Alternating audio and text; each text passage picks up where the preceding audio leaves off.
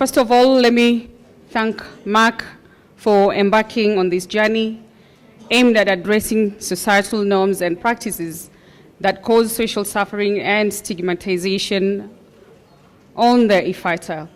The Merck More Than Mother campaign is a timeless initiative which will enable us challenge perceptions associated with infertility. I will be a voice to the voiceless like many other women. I spent what feels like eternity trying to find answers. I deceived myself into believing that silence was a source of great strength. I later found that courage to ask questions and to express what I really felt and wanted.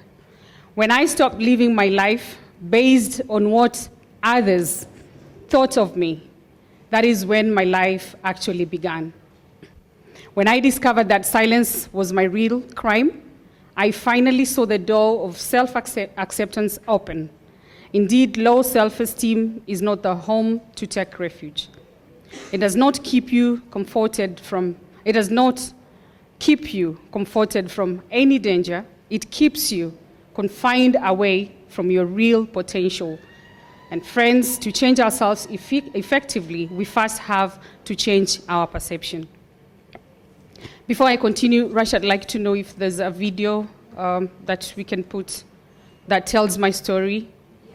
Yeah? Okay, thank you. We live in a society that only embraces success. It takes a great deal of inner strength to overcome stereotypes and myths associated with infertility. It's all about struggle and effort and optimism and never ever giving up.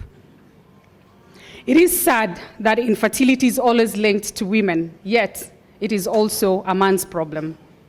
Unfortunately, many of the medical treatments for infertility focus on the woman's body. In this age and time, we must champion honest and hard conversations and confront the stereotyping. All in all, men and women are affected by infertility in different ways. This is the time when we need to come together and seek knowledge.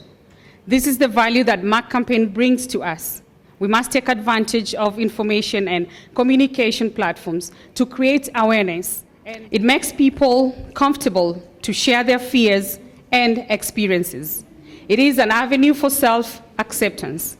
It helps in seeking alternatives and can even lead into acceptance and pursuing other options, such as adoption or even leaving a child free without fear of stigmatization. It leads to the regaining of a sense of control, which may have been diminished. It breaks the shackles of perceptions, and perceptions means conceptions and stereotypes. I will use this position to help those who have been affected like me to find their identity so that they will no longer succumb to the negative misconceptions that have captured their minds. We must break ranks with tradition, tilt the scales, take the battle head on, and walk to freedom. Most crucial and the enduring success is in finding and securing the needed courage to place value on building ourselves up as individuals based on shared positive values which abound within us. All of us must work towards promoting, protecting, preserving, and observing our health rights as enshrined in our Constitution. We must take the lead in supporting appropriate legislative, administration, budgetary measures that guarantee the full realization of comprehensive and indiscriminate health rights for all. For us in Kenya, I call on the government to implement Recommendation 14 of the UN Economic, Social, and Cultural Rights Committee, which calls for the right of access to health facilities, goods and services on a non-discriminatory basis, especially for vulnerable or marginalized groups, and the provision of education and access to information concerning the main health problems in the community, including methods of preventing and controlling them. Together with our strategic partner, Merck, I'll work towards creating an enabling policy environment that promotes reproductive health and rights, including building capacity to strengthen health systems, partnering with faith-based organizations, civil society, and community-based organizations. Today marks the beginning of honest conversations, which we must move from safe and private spaces to the world out there, to the streets and villages. The minds of our people must be liberated from subservice, mediocrity, and misinformation.